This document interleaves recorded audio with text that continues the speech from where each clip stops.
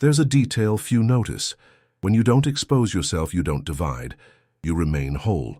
No need to create versions of yourself to fit each gaze's expectations. No need to adjust what you feel, think, live to please an invisible audience. That's why absence turns into power.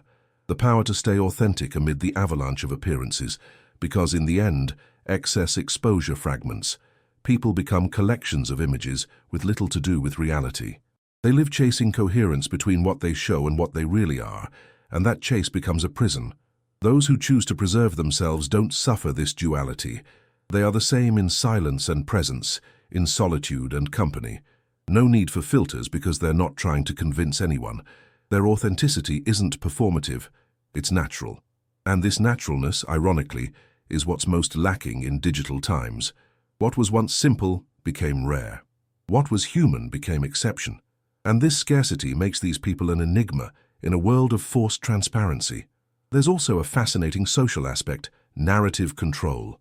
Whoever shows everything loses control over their own story, because once exposed, it no longer belongs to them. The public interprets, comments, distorts. Each fragment becomes a broken mirror reflecting 1,000 different versions, and trying to control it is useless. Those who choose silence keep total dominion over what they are. No one can distort what hasn't been revealed. The secret is, therefore, a form of sovereignty. The culture of exposure creates an illusion of power, but it's the opposite. What seems like freedom, posting what you want when you want, is actually submission to others' judgment. Others' gaze becomes a kind of invisible tyrant, and those who live under this constant gaze forget what it's like to live just for themselves. Those who don't post break this chain. By choosing not to show themselves, they reclaim something almost everyone lost, the right to their own solitude. And solitude here isn't isolation. It's space. Space to think, feel, exist without an audience. It's in this solitude that ideas are born, introspection flourishes, identity strengthens. Constant exposure steals this. When you live to be seen, you no longer hear yourself. The external noise is so loud, it silences the inner voice. But those who choose silence create a cathedral of silence where they can finally listen to their own thoughts. The curious thing is that this behavior, not exposing, ends up attracting respect. In an environment saturated with opinions and virtual presences, those who speak little are heard with more attention. Those who appear rarely cause more impact. Value isn't in quantity but in density, and this is one of the oldest laws of communication. What's scarce has more force. That's why those who preserve themselves aren't forgotten. They're awaited. Their absence builds expectation, and expectation is the purest form of attention.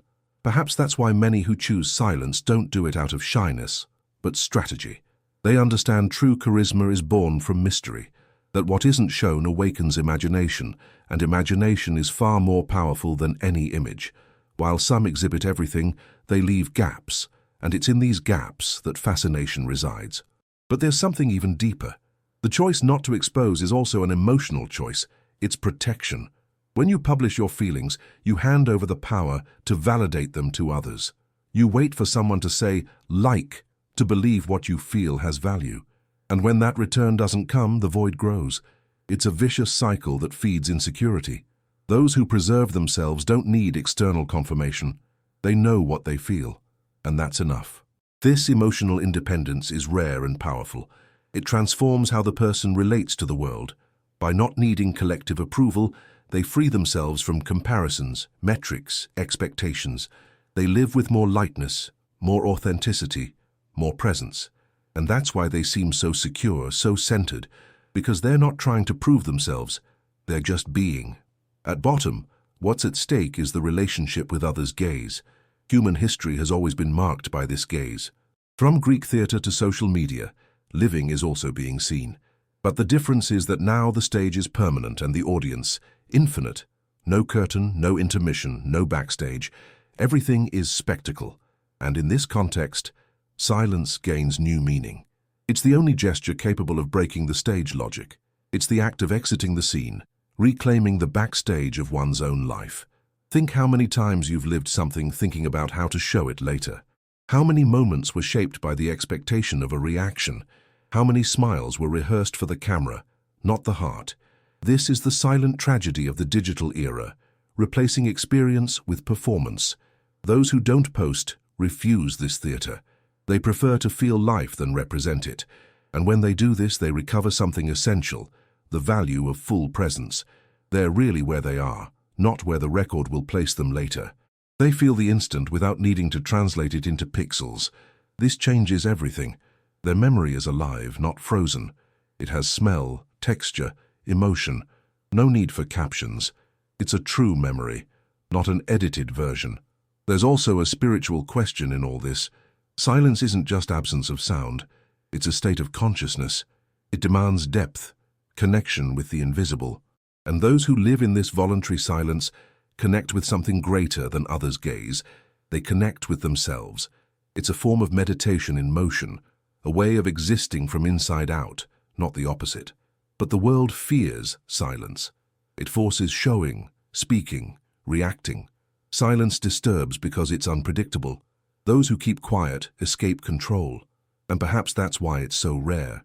Society prefers those who explain, expose, let themselves be measured. Silence escapes any metric, and anything that escapes is seen as a threat. However, those who practice it don't seek approval nor want to shock. They just understood there's strength in keeping, power in not needing to be understood. True peace comes when you become inaccessible to appearance pressures, and that's where true freedom is born, when you don't need to be seen to exist. Curiously, this kind of choice also redefines love. When there's no need to prove feeling publicly, it becomes truer. It stops being spectacle and returns to bond. Loving without exhibiting is an act of courage, because it's a love that seeks no witnesses. It's intimate, deep, invisible. And the invisible, again, is what has value. The same for happiness. Happiness that needs to be shown loses purity. The one lived in silence grows in depth. Silence is the soil where genuine emotions flourish, and this is the soil the discreet cultivate every day, far from noise, far from the stage. Some say not posting is disappearing, but it's the opposite. It's remaining whole when everyone fragments, being solid presence in a world of virtual shadows, living so authentically it doesn't fit in a screen frame. And this, paradoxically, is what draws most attention. Because mystery, contrary to what many think, doesn't repel, it attracts. What's rare awakens curiosity. What's constant tires. That's why those who keep quiet are never overlooked. Their silence speaks louder than any speech. And when they finally decide to appear, the impact is real. Because each gesture carries weight, each word has purpose. They don't speak for speaking, don't show for showing. And this changes everything. Their presence is event, not routine. Their absence creates space, and space is what gives form to meaning. The most beautiful is that in this process, they build a solid identity, not because they exhibit it, but because they live it. The identity that needs no witnesses is the truest of all. It doesn't base on approval, but internal coherence. And this coherence is what the modern world most lost. Perhaps in the future, true luxury won't be fame, but anonymity. Not being followed, but being free. And when that happens, we'll understand those who chose silence were just a few steps ahead. That invisibility wasn't absence, but wisdom. In the end, what matters isn't what we show, but what we are when no one's looking. This is the real measure of integrity. It's in this moment, without audience, without reflections, that truth appears. And those who live in this space between visible and invisible carry a serenity the rest of the world envies. Because living without needing to prove is the apex of freedom. It's existing in peace with one's own being, and whoever finds this discovers happiness was never in others' eyes, but in the capacity to look inside. Perhaps this is the great lesson of the exposure era, that true revolution isn't showing more but showing less, not accumulating gazes, but conquering silence, and that, when everyone seeks to appear, the wisest will be those who know how to disappear. Because disappearing isn't vanishing. It's becoming invisible to the world and visible to oneself.